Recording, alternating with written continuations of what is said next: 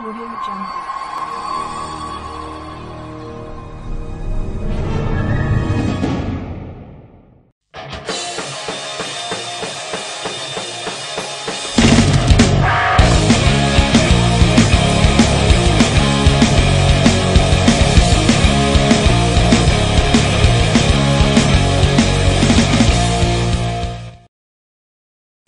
Setelah Skop, kita punya project dari Skop.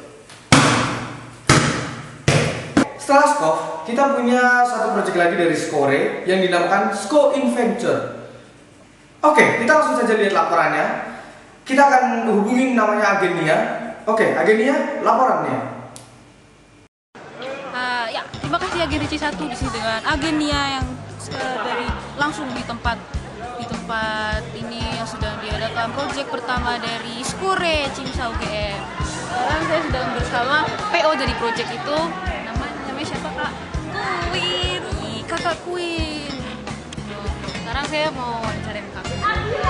Nama proyeknya apa Kak? Skore Inventure.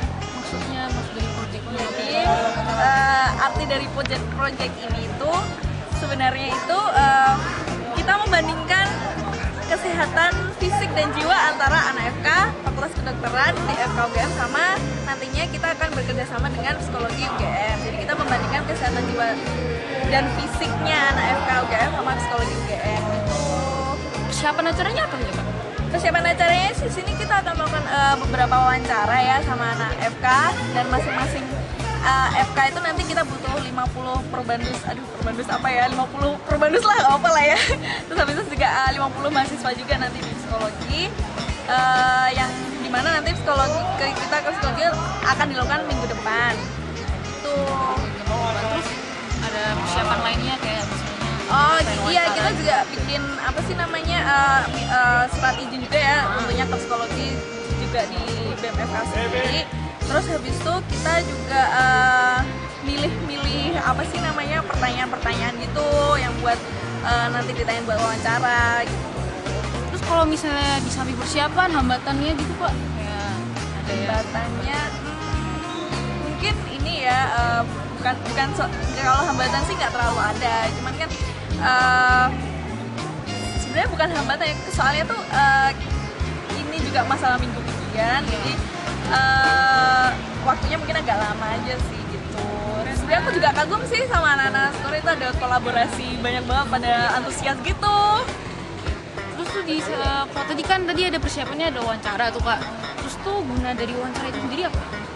Ya itu tadi kan karena Skore Inventure itu membandingkan antara kesehatan jiwa fisik antara FK sama psikologi, jadi dari situ kita bisa tahu, bisa membandingkan bagaimana sih nanti hasilnya dari apa namanya suatu wawancara itu untuk membandingkan di antara dua-duanya.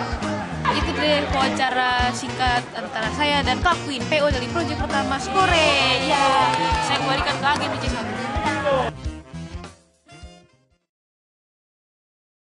Ya, sekarang kita sedang bersama Lore dari Skore. Ya, Lore dari Skore.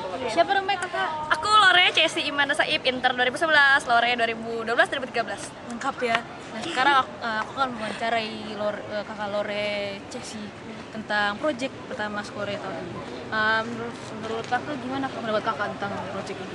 Proyek ini kan aku baru mulai start tadi, senang sih, maksudnya kayak anak-anaknya pada datang semua, pada excited, terus tugasnya mereka yang nyari, bukan aku yang manggil-manggil. Udah kayaknya berjalannya bagus sih kalau startnya udah oke. Bagus ya. Nah, terus Kak, kalau menurut Kakak sebagai Lore dari Skore ini, proyek ini tuh Kakak mengekspektasikan seberapa dari proyek ini, dan apakah proyek ini secara realitanya melewati ekspektasi Kakak? Gimana? Kalau aku ekspektasinya sih ada kan dua, ini kerjasama antara psikolog sama FK. Jadi kalau aku ekspektasinya FK minimal 100 kuesioner disebar, psikolog minimal 100 kuesioner disebar. Nah, terus sekarang ya Kak, dari skala 1 sampai 10, menurut Kakak proyek ini sudah sampai di skala keberapa? Kalau udah sampainya aku belum tahu karena baru mulai. Cuman karena ini proyek wajib dari nasional, namanya SGP, Skore Goes Public. Jadi aku kasih nilai tinggi dari 8 sampai 9. 8 sampai 9, nyari sempurna. Yang terakhir deh Kak, harapan Kakak untuk proyek ini?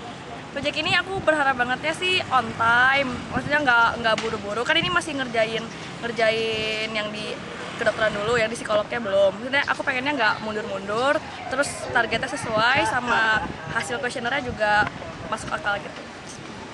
Bagus ya, yaitu sekian wawancara aku dengan kakak Lore Karcesi. Thank you. Sebagian besar anak FK gampang terserang penyakit. Karena mereka biasanya gak mau olahraga. Kita nggak perlu mulai dari olahraga yang berat kayak panah, berenang, Nge-gym tiap hari, Kita bisa mulai dari hal kecil kayak jalan ke kampus, naik sepeda ke kampus, lari ke kampus, ngesot. glimbing. Lu suka olahraga apa? Suka banget. Apa aja? Biasanya sih gue basket.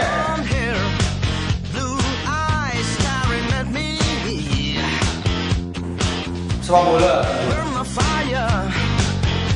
Badminton. Tinju.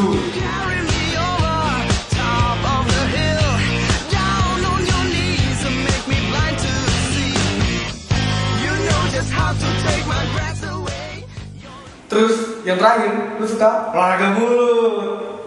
Olahraga mulut. Yoi, Ngapain lu? mulut. Ya maksila, mandibula.